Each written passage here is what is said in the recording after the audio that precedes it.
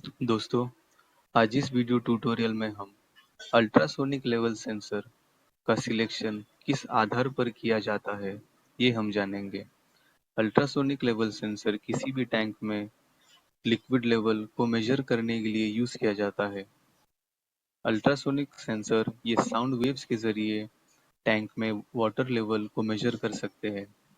तो आज इस वीडियो ट्यूटोरियल में हम जानेंगे कि ऐसे कौन से पैरामीटर्स है जिससे हम अल्ट्रासोनिक सेंसर को सिलेक्ट कर सकते हैं, जैसे कि product, output, range, temperature and pressure और एनक्लोजर।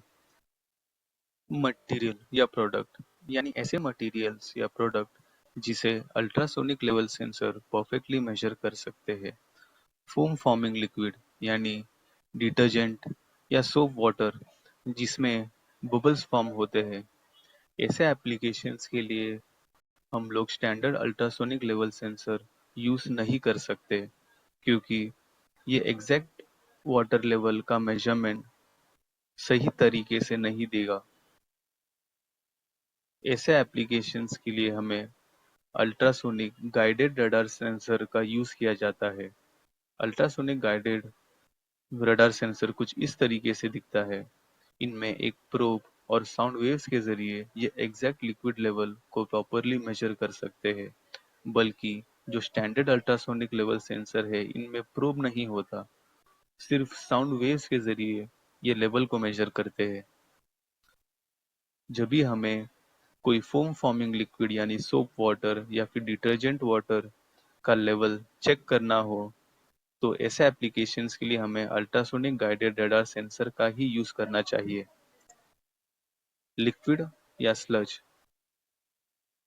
हमें जब भी वाटर लेवल, चॉकलेट या सॉस का लेवल मेजर करना है, ऐसे केसेस में हम लोग स्टैंडर्ड अल्ट्रासोनिक सेंसर का यूज कर सकते हैं, क्योंकि इनमें कोई फोम या फिर बबल्स फॉर्म नहीं होता। आउटपुट यानी लेवल सेंसर का आउटपुट सिग्नल का सिलेक्शन कैसा करना चाहिए। ज़्यादातर इंडस्ट्री में जो भी लेवल सेंसर्स हम लोग यूज़ करते हैं वो एनालॉग आउटपुट का ही होता है। Analog wired output 0 to 10 volt और 4 to 20 मिली एम्पियर, ये बेसिक एनालॉग आउटपुट है जो ज़्यादातर सेंसर्स में पाया जाता है। ये सिंगल वे कम्युनिकेशन है, मतलब सेंसर अपने वाटर लेवल का डिटेल्स प्रोसेसर या सीपीयू को भेज सकता है, लेकिन प्रोसेसर या कंट्रोलर सेंसर का पैरामीटर्स को एडिट नहीं कर सकता। इसी के लिए इन्हें सिंगल वे कम्युनिकेशन कहा जाता है। 4 to 20 मिली एम्पियर हम ज़्यादातर यूज़ करते हैं इंडस्ट्रियल एप्लीकेशन को। उसका एक रीज़न ऐसा है कि 4 to 20 मिली एम्पियर में नॉइस बहुत ही कम आ सकता है 0 to 10 वोल्ट के कंपेयर में। इतना ही नहीं, 4 to 20 मिली एम्पियर का जो डिस्टेंस रेंज है वो ज़्यादा है 0 to 10 वोल्ट से भी। इसी के लिए 4 to 20 milli ampere standard analog output हम ज़्यादातर यूज़ करते हैं। सेकेंड टाइप है हार्ट वायर्ड प्रोटोकॉल। ये टू वे कम्युनिकेशन मेथड है, यानी सेंसर वाटर लेवल का डिटेल्स पीएलसी को भेज सकता है और पीएलसी जो सेंसर के पैरामीटर्स है उसको भी एडिट कर सकते हैं। इसके लिए इन्हें टू वे कम्युनिकेशन कहा जाता है। हार्ट वायर्ड प्रोटोकॉल ये वायर्ड प्रोटोकॉल ही है जो 4 to 20 मिली एम्पियर के सिग्नल में ऑपरेट करते हैं। ये मास्टर स्लेव मेथड में चलता है, यानी अगर पीएलसी मास्टर है तो सेंसर स्लेव रहेगा। Distance, heart wired protocol 1 kilometre के डिस्टेंस तक हम यूज कर सकते हैं, उसके आगे नहीं यूज किया जा सकता। IO link protocol, IO link protocol ये हार्ट वायर्ड प्रोटोकॉल के सिमिलर ही है, सेम ही है, लेकिन इनका जो डिस्टेंस है ये 20 मीटर्स तक ही कवर होता है, उससे ज़्यादा ये कवर नहीं हो पाता। तो जब भी हमें एनालॉग आउटपुट या फिर सेंसर का सिग्नल आउटपुट का सिलेक्शन करना है तो हमें पहले रेंज जानना चाहिए कि हमारा रेंज कितना होना चाहिए। उसके बाद हमें प्रोटोकॉल कौन सा चाहिए वो प्रोसेसर के ऊपर भी डिपेंड होता है। अगर हमारे प्रोसेसर में हार्ट वाइड प्रोटोकॉल है तो हम हार्ट वाइड प्रोटोकॉल के साथ जा सकते हैं। आयोलिंक प्रोटोकॉल सपोर्टेड है तो आयोलिंक प्रोटोकॉल के साथ जा सकते हैं। लेकिन अगर ये दोनों प्रोटोकॉल नहीं है, एनालॉग इनपुट ज्यादातर सारे पीएलसी में इनबिल्ट ही आते हैं, तो ऐसे एप्लीकेशंस के लिए हम लोग स्टैंडर्ड एनालॉग का यूज कर सकते हैं।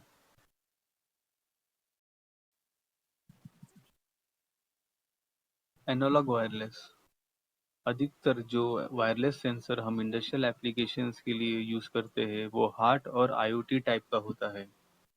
हार्ट वायरलेस सेंसर का जो कम्युनिकेशन का तरीका है वो हार्ट वायर्ड सेंसर के जैसा ही है। वायरलेस सेंसर्स में बैटरी का यूज किया जाता है। ये बैटरी का जो लाइफ स्पैन है, यानी कितने साल तक ये सेंसर विदाउट बैटरी रिप्लेसमेंट चल सकता है, वो हमें सिलेक्शन के वक्त ही सिलेक्ट करना है कि 5 साल तक चलने वाला बैटरी चाहिए, 10 साल तक चलने वाला बैटरी चाहिए। फ्रीक्वेंसी, वायरलेस सेंसर का जो फ्रीक्वेंसी है वो हर एक देश के लिए अलग है। अगर हमें यूएस के लिए वायरलेस सेंसर सिलेक्ट करना है तो वो 900 मेगाहर्ट्ज से लेके 915 मेगाहर्ट्ज तक का होना चाहिए। उसके आगे का कोई भी रेंज हम लोग यूज़ नहीं कर सकते। उसी तरह यूरोप में अगर हमें कोई वायरलेस सेंसर खरीदना है तो वो 868 मेगाहर्ट्ज का होना चाहिए। उसके आगे का रेंज का हम लोग नहीं ले सकते। 2.4 गीगाहर्ट्ज ये ग्लोबल स्टैंडर्ड है कोई भी वायरलेस प्रोडक्ट के लिए। हम जो हॉटस्पॉट यूज़ करते हैं वो भी 2.4 गीगाहर्ट्ज का ही है। यानी कोई भी सेंसर सिलेक्ट करने से पहले जिस देश में हम उसे यूज़ करने वाले उसकी डिटेल्स जानना पड़ेगा, और उस देश के जो लॉ है उसके हिसाब से हमें उसका फ्रीक्वेंसी डिसाइड करना पड़ता है। Temperature and pressure. Process temperature, process temperature यानी वो टेम्परेचर जिसमें सेंसर प्रॉपरली वर्क कर सकता है।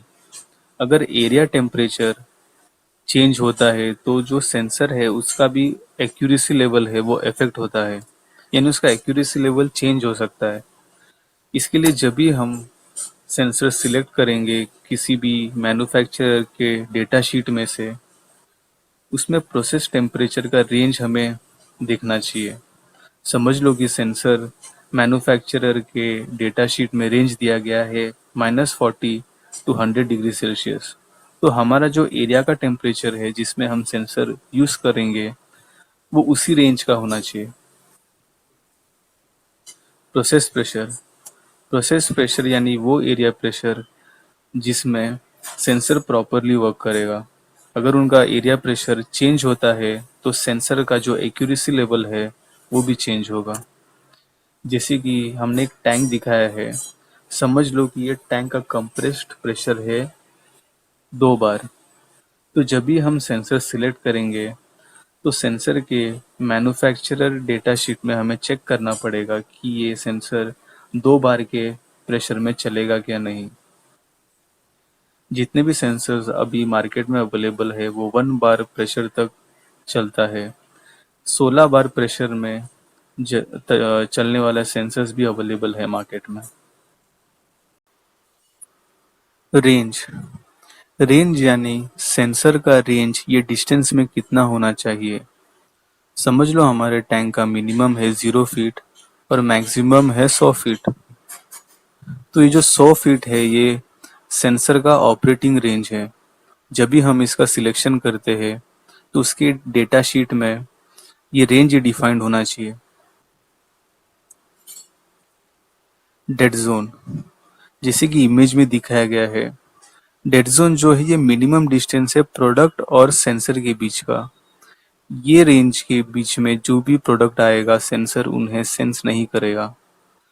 तो ये डेड जोन जो है वो मिनिमम डिस्टेंस है प्रोडक्ट का सेंसर से। जब भी हम सिलेक्शन करते हैं तो ये डेड जोन एरिया उनके डेटा शीट में वो रिफर करना चाहिए।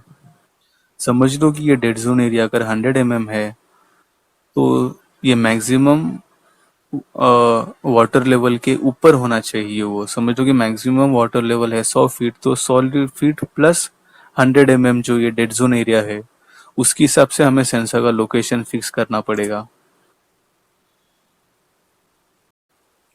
एनक्लोजर, एनक्लोजर यानी सेंसर का कवरिंग कैसा होना चाहिए, कितना स्ट्रांग होना चाहिए, वो हर एक इंडस्ट्री के लिए अलग है।